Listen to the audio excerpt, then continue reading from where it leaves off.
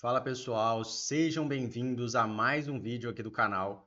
Bom, no vídeo de hoje eu selecionei algumas das dúvidas de investidores iniciantes sobre fundos imobiliários, algumas dúvidas que chegam para mim no Instagram, inclusive quem não me segue, sigam os meus perfis, que é o Pilares da Riqueza e Bolsa no Foco no Instagram. Bom, chegam muitas perguntas todos os dias e eu selecionei algumas aqui para responder. São essas aqui, ó. Todo fundo imobiliário paga mensal? Se eu vender as cotas, pago imposto? Quais os melhores setores para iniciantes? Quais FIIs ter na quantos FIIs ter na carteira? E se preço sobre valor patrimonial funciona para avaliar preço. Então a gente vai falar sobre essas questões. Lembrando, pessoal, que o objetivo do conteúdo é educacional, não se trata de recomendação de compra e venda de ativos. Vamos começar pelas perguntas mais simples: se todo fundo imobiliário paga mensal? Sim, a maioria dos fundos imobiliários paga dividendos todos os meses.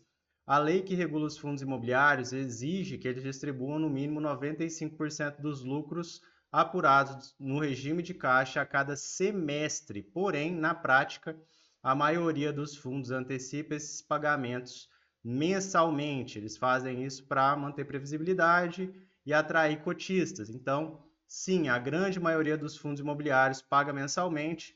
O fundo não vai pagar se ele apresentar prejuízo. Então, aí, no caso, não vai ter como. Mas isso também é algo muito raro, até por se tratar de uma classe atrelada ao mercado imobiliário. Então, geralmente tem imóveis dentro dos fundos, tem títulos de renda fixa, então é difícil que o fundo não pague mensalmente, só se ele apurar um prejuízo, alguma coisa muito atípica. Bom, se eu vender as cotas, pago imposto? Sim, a venda de cotas com lucro tem uma alíquota de 20% sobre o lucro da venda. Então, você vai pagar 20% sobre o lucro. E lembrando, pessoal, que se você não tiver lucro, obviamente você não vai pagar nada. No caso de prejuízo, não tem que pagar imposto, tá?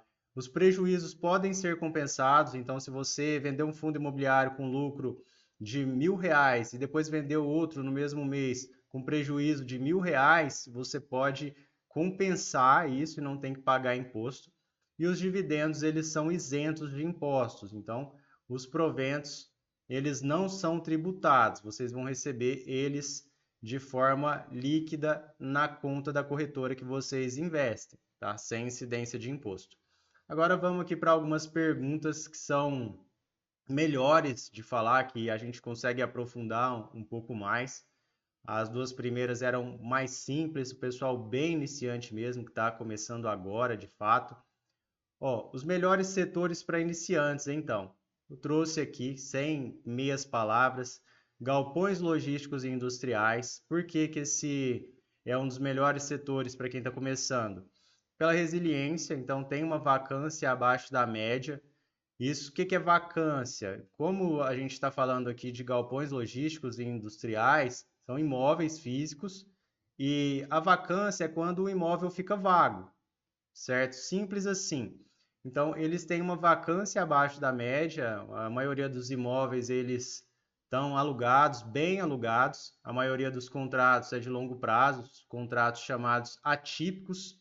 Os contratos típicos são contratos padrão, e os contratos atípicos são contratos exclusivos, que têm exceções, e geralmente nesse segmento de galpões, a maioria dos contratos são atípicos, porque imagina só, para a própria empresa. A empresa ela está lá, alugou um galpão logístico, ela monta toda a sua estrutura, ela monta todo o seu planejamento com relação à distribuição, porque muitas vezes essas empresas vão armazenar seus itens, encomendas que vão para o consumidor final, e ela monta toda essa logística para de repente perder o contrato. Vamos imaginar que o proprietário, o fundo imobiliário, ele fala: não, eu quero o imóvel agora, vou alugar para outro. Então, quer dizer, isso traria um prejuízo muito grande para aquela empresa. E, por outro lado, esses galpões, muitos deles, eles são feitos com exclusividade para determinada empresa, para atender uma determinada demanda.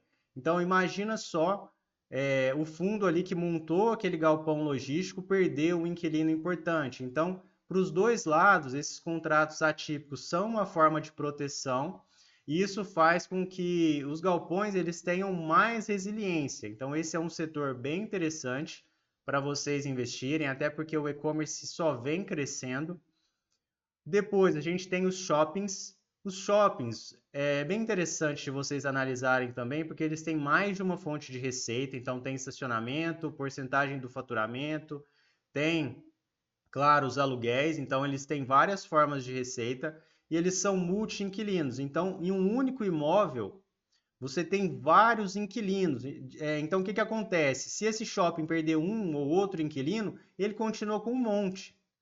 E você analisando os shoppings que são mais maduros, que estão há muito tempo aí, vocês vão ver que eles têm uma resiliência enorme, sempre vai ter movimento, sempre vai ter demanda de gente querendo alugar um espaço ali naquele local.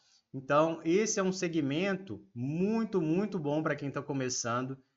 Outra coisa importante aqui para falar para vocês: tomem cuidado com dividend yield. Não olhem só dividendo.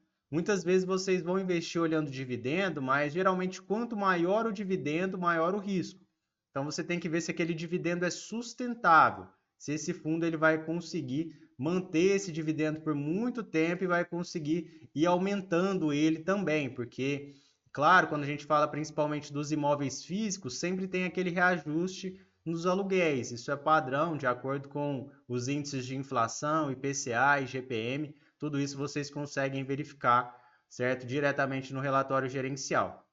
Os fundos de papel também são bons para iniciantes porque eles possibilitam uma diversificação ampla. Então, geralmente os fundos de papel eles são pulverizados. Você vai ver aquele tanto de título ali representando 1, 2% do portfólio.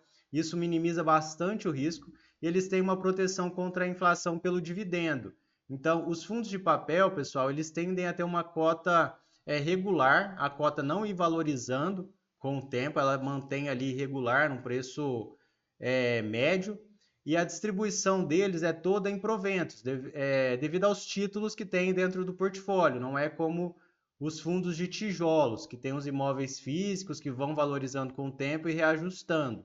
Então, você tem essa proteção imediata contra a inflação, é por isso que geralmente os fundos de papel eles têm um dividend yield maior que os fundos de tijolos, até.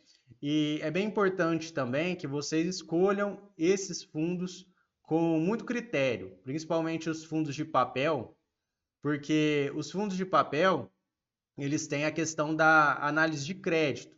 O risco é o risco de calote, então vocês têm que ver se aqueles títulos dentro do portfólio são bons títulos que têm um risco menor para que vocês não tenham surpresas negativas. Então, pessoal, esses são os melhores segmentos para quem está começando. Vamos voltar aqui só para a gente falar de novo. Galpões logísticos e industriais. A gente tem shoppings e papéis. Bom, agora vamos falar aqui de quantos fundos imobiliários ter na carteira. Essa dúvida aqui é muito comum. No mínimo 8 fundos no portfólio, 2 fundos por segmento. Por que 2 por segmento? Porque você minimiza o risco, é claro. Se você tiver só um fundo aqui do segmento, pessoal, aí você fica muito exposto. Então, não mais que 15% em um único fundo imobiliário, não mais que 30% em um único segmento, para que você não fique muito exposto. Podem acontecer eventos atípicos que prejudiquem um segmento especificamente. Então, a quantidade ideal é a mínima de 8 fundos imobiliários. Eu acredito que no máximo 12 dá para você chegar até R$ 1 milhão com 12 fundos imobiliários. Quem está começando aí tem 10 mil reais, você quer saber quantos fundos imobiliários ter, pode começar com essa regra, no mínimo 8, seleciona bem esses fundos, diversifica. Aqui eu tenho uma carteira que ela é montada com papéis, shoppings, lajes, logístico e renda urbana. Tem aqui pesos iguais em cada um, então seria 20% em cada um aqui, ó. Essa aqui já é uma carteira excelente, uma distribuição bem legal para quem está começando. Então, o importante é que vocês tenham critério. Lembrando, pessoal, que vocês vão ver, se vocês analisarem historicamente, que tem alguns fundos imobiliários que têm um péssimo desempenho, um péssimo resultado. Então, isso aqui é para proteger vocês, certo? Então, imagina só o cara que colocou muito dinheiro no HCTR, só no HCTR 11. Imagina o prejuízo dele. Agora, se ele segue essa regrinha aqui, ó, ele vai ter o prejuízo, mas um prejuízo vai ser menor. Mas quem comete esse tipo de erro também é um pessoal que não se aprofundou, que está comprando só por dividendo, porque o que todo investidor especialista profissional fala? Se você está comprando um ativo de risco maior, você tem que ter um percentual menor na sua carteira para se proteger. Você vai ter ali no máximo 5% quando você está falando de um ativo de risco maior, certo? Então, pessoal, essa regrinha aqui é muito importante, é bem bacana para quem está começando a investir. Ó, no mínimo 8 fundos, 2 por segmento, não mais que 15% em um único fundo, não mais que 30% em um único segmento. Agora a gente vai falar um pouquinho aqui do preço sobre valor patrimonial, se funciona para avaliação de preço. Então, olha só, quando o preço sobre valor patrimonial é menor que 1, significa que o valor de mercado do ativo está abaixo do patrimonial e que o mercado se dispõe a pagar menos do que o fundo possui de patrimônio. Então, isso aqui indica que o fundo está descontado. Quando é maior que 1, significa que o mercado está pagando pelo fundo acima do que ele possui como patrimônio. Isso significa que os investidores estão otimistas com relação ao ativo, está pagando caro. E quando o preço sobre valor patrimonial é igual a 1, significa que os ativos do fundo estão sendo negociados em equilíbrio com relação ao seu volume patrimonial. Aqui está no preço justo. Então, aqui é o preço justo, aqui está caro, aqui está barato. É claro que não é simples assim, não é tão simples. O que vocês têm que entender é que não existe almoço grátis no mercado. Então, um fundo de maior qualidade, geralmente ele vai negociar com ágio. Um fundo de menor qualidade, geralmente ele vai negociar com desconto, mas existem bons fundos que também negociam com desconto, principalmente nesses momentos atípicos de crise. Esse momento agora, inclusive, tem muita oportunidade. E o fundo negociando num preço justo, geralmente é um fundo ok, bom. E aí, para vocês verificarem se esse indicador ele vale a pena ser utilizado. Para os fundos de tijolos, o indicador pode apresentar distorções, pois acerta a assimetria entre o mercado real e o secundário, para cima e para baixo. Isso aqui é simples de vocês entenderem. Vamos imaginar aqui um imóvel, até porque os fundos de tijolos eles são compostos de imóveis. Esse imóvel ele é avaliado em R$ 1 milhão, ele tem essa avaliação de mercado, porém na prática, na hora que você vai vender esse imóvel valendo R$ 1 milhão, você não acha ninguém querendo comprar ele, não tem ninguém querendo comprar. Isso pode acontecer por diversos motivos, pela localização, pelo cenário econômico, pelas facilidades com relação a financiamento, enfim, por diversos motivos.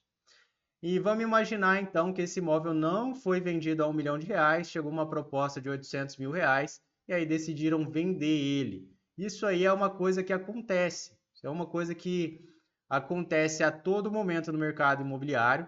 Pode acontecer também o oposto, pode ser que o imóvel ele esteja sendo vendido inicialmente a R$ 1 milhão e aí tem vários compradores querendo, um oferece 1 milhão, mas aí chega outro e fala, não, eu quero, eu prefiro pagar até mais caro que isso para ter esse imóvel. Vai oferece 1 milhão e 200, 1 milhão e 300, 1 milhão e meio. Então, pessoal, por isso que nos fundos de tijolos o indicador ele pode apresentar distorções, ele não é tão eficiente, o preço sobre valor patrimonial. Agora ele apresenta uma maior eficiência para análise de fundos de papel e fundos de fundos, pois as precificações são mais ágeis por se tratar de ativos financeiros. Aí, como aqui a gente está falando de ativos financeiros, tem uma precificação super eficiente. Então, pessoal, um conselho: evitem comprar fundos de papel e fundos de fundos acima do valor patrimonial. Tenta comprar pelo menos até o valor patrimonial, ou se passar um pouquinho ali do valor patrimonial, você vê que o fundo tem muita qualidade, até que vai, mas se tiver com muito ágio, evitem, porque você vai pagar caro e geralmente com o tempo a cota desses fundos de papel e fundos de fundos tende a voltar para próximo ali do valor patrimonial, certo? Bom, essas aqui eram as principais dúvidas dos seguidores. Elas estão aí devidamente respondidas. Agradeço a todos vocês que ficaram até o final do vídeo e até a próxima.